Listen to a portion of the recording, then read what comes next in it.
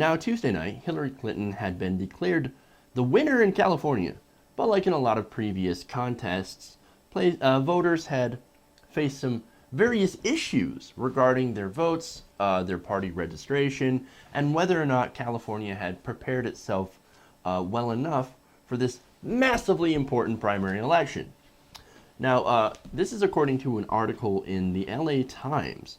Apparently, California voters had reported broken voting machines, polling sites that opened super late, and incomplete voter rolls and wrong registrations. Now, a lot of this happened in Los Angeles County.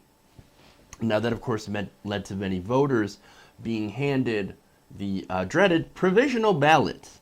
Now, provisional ballots, of course, there's always problems with provisional ballots. They take longer to fill out, they take longer for election officials to verify, and at the end of the day, might not even be counted. That, of course, led to hundreds of Californians complaining of voting problems to the National Nonpartisan Voter Hotline. Well, of course, you call that when you've got issues, right? So, what happened? Well, according to experts, the culprit for Tuesday's voting problems seemed to be a mix of some different things. Old voting machines, and I've got a good example of voting machines that don't work right, that didn't work right, that didn't allow you to select the candidate that you wanted. A competitive election that has drawn lots of new voters that they, for some reason, weren't prepared for. They didn't just, I'm surprised they didn't just look at some of the previous elections and go, record turnout. We better prepare for that. Instead, it seems like every time that there's a primary, a super important primary, a Super Tuesday, a couple of states drop the ball. Weird, huh? Super weird. And then, of course, you have the mix of complex voting laws, like in California, which is kind of a weird primary, right? In fact, according to Kim Alexander, president of the Nonpartisan California Voter Foundation, presidential primary elections in California are the hardest elections of all. This election reminds me of 2008 in that regard. Our voter registration deadline is 15 days before Election Day, and that gives all the counties, and especially LA County, very little time to get their polling place rosters updated with all the voters. Now, there's a simple solution for this. A completely open primary with automatic voter registration. That would solve the problem. If we could go to that sort of system, that'd be great. That would actually make more sense. Everybody's automatically registered. And even if they're registered as a Republican, you could still vote in a Democratic primary or independent. And in California specifically, they have the American Independent Party, which shows up as independent.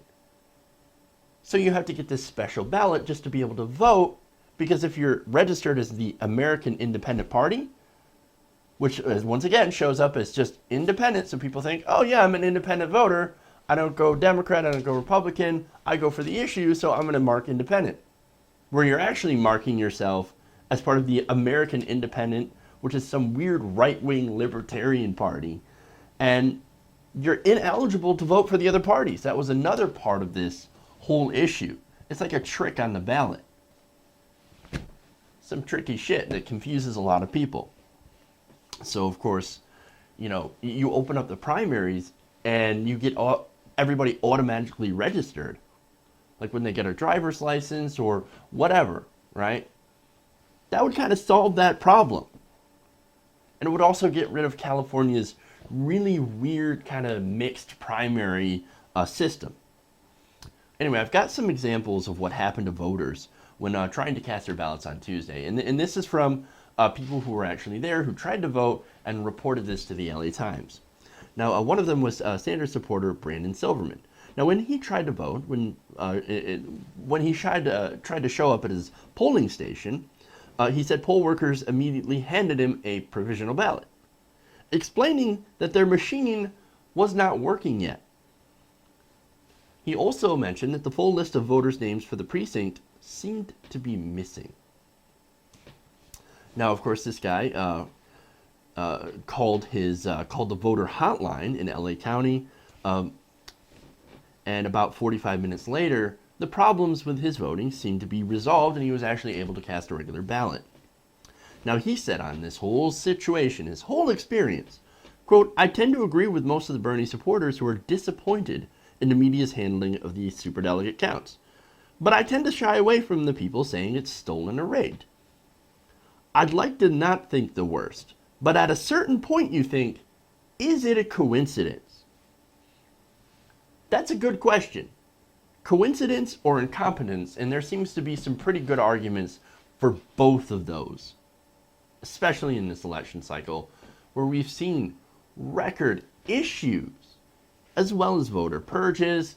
We've seen some stuff that points to, hey, we're kind of fudging the results a little bit here, and other evidence of we have no idea what the fuck we're doing. I mean, look at some of the examples of Puerto Rico closing 2/3 of their polling places, New Hampshire closing, or was it Rhode Island closing 2/3 of their polling stations. In Arizona, they closed a whole lot of polling stations in minority areas. That kind of shows, you know what I mean? They want to suppress the vote. That is definitely not coincidence or incompetence. So, look, a lot of problems in this election season, and I've covered quite a few of those.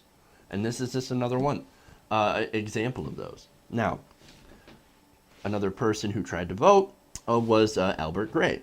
Now, according to the article, he showed up at his polling site on Tuesday morning to find that the vote counting machine seemed to be jammed. Well, shit, that happens, right? However, there wasn't also a supervisor on site. So what could he do? If it's jammed, there's no supervisor, there's nobody to fix it. What do? You leave without voting. Now, he said, quote, "I still have my ballot. I'm going to go back, see if the machine is working, and if it is, I'm going to vote." Now, these are just two complaints of many. On social media, many California voters reported showing up to their polling sites only to find that they were not listed on the voting rolls. Well, once again, if you're not on the voting rolls, you get a provisional ballot. Provisional ballots most likely are not counted. So what does that make you think, man? It makes you think voter purges or people being re-registered, as we've seen before. And, back to the voter purges for a second. They purged a lot of voters in New York. Could that have made a big difference? I don't know.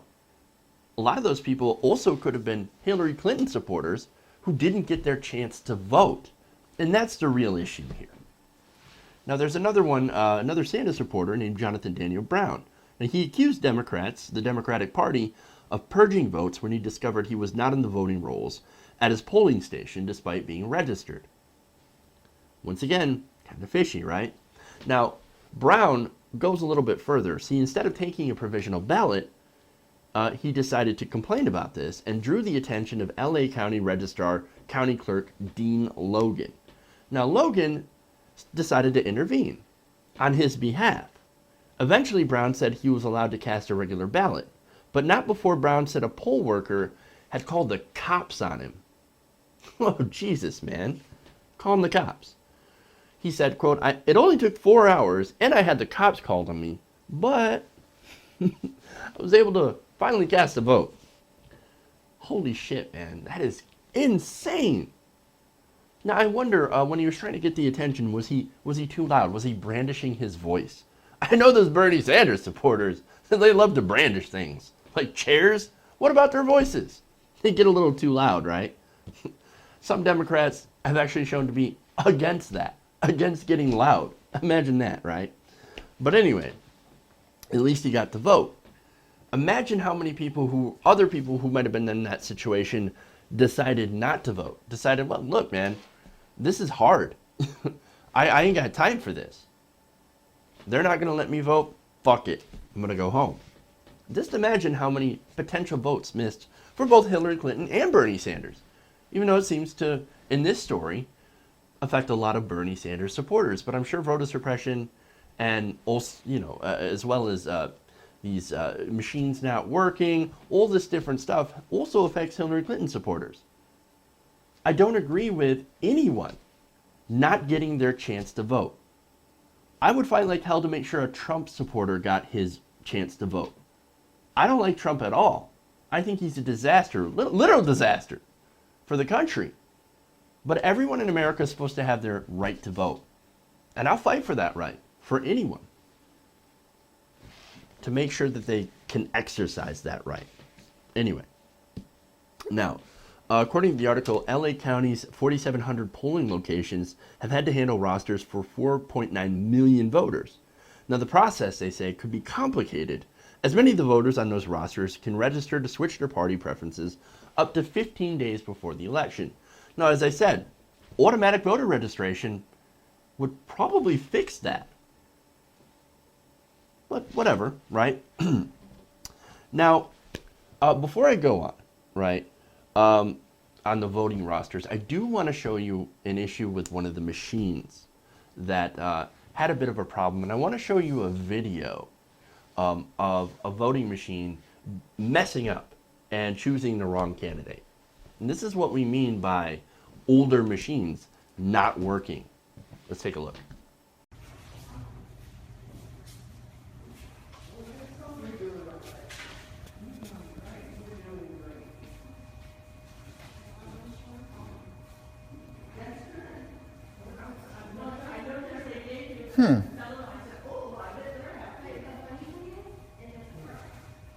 Yeah, so this is why we need paper ballots, hand-counted paper ballots, when stuff like this happens.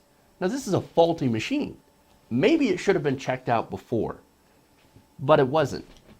And so, obviously, that kind of stuff causes a lot of irregularities in voting. Is it fraud? No. I think it's just a broken machine, and that's why we should get away from these machines and actually go to a paper ballot that's more accountable. But anyway, now back to the voting rosters, right? Now, in an interview with the Times, Logan, County Clerk Dean Logan, who's the Los Angeles County Register, he said that there were some instances where supplemental rosters of new voters didn't seem to make it to the polls on time. And so voters have gotten frustrated with having to take provisional ballots. Quote, "There's no doubt that there's an emotional element to this." Yeah. Yeah. If you're not allowed to vote, that gets you kind of pissed off, especially when you know you're registered. She says, he continues, quote, "It is very unusual in California that we have candidates for president who are here the day before an election. Although some voters hesitate to take provisional ballots because they aren't counted immediately, about 85 to 90% of provisional ballots are typically found to be legitimate and are counted towards the final official vote." Logan said, quote, "We look at every one of those ballots. If a ballot is legitimate, then that ballot does get counted." Now, there's another example of somebody who was frustrated during the voting process, and this is Allison Bloom. Now, Allison Bloom took her family with her to vote to show her how the process works. Quote, "I wanted to show them what voting means. But workers, when she arrived, she said they couldn't even boot up the voting machine. And so Bloom left behind her ballot with a worker promising that it would be counted. When asked by her kids about, is this what voting's like? She said, quote, "It was just chaos. It was kind of an unfortunate first experience at the polls for them." Yeah. Now, these, of course, aren't the only issues. According to the Independent Target book, a publication that handicaps congressional and legislative races, called it probable that as many as 3 million ballots could remain uncounted by the time Tuesday night had ended. Now, it's Thursday when I'm reporting this. Have they all been counted yet? There's a good chance that no, they have not. And traditionally, said the analyst, those ballots tend to have come from Democrats, young, and Latino voters. And who skews more towards Bernie Sanders? Well, young people. And younger Latinos. Older Latinos, just like older African Americans, tend to skew more Hillary Clinton. Now, as of early Wednesday morning, about 5 million ballots had already been counted, but there was no official word on how many had remained. Now, here's the interesting part. State election law gives counties 30 days to finish their canvassing of votes cast.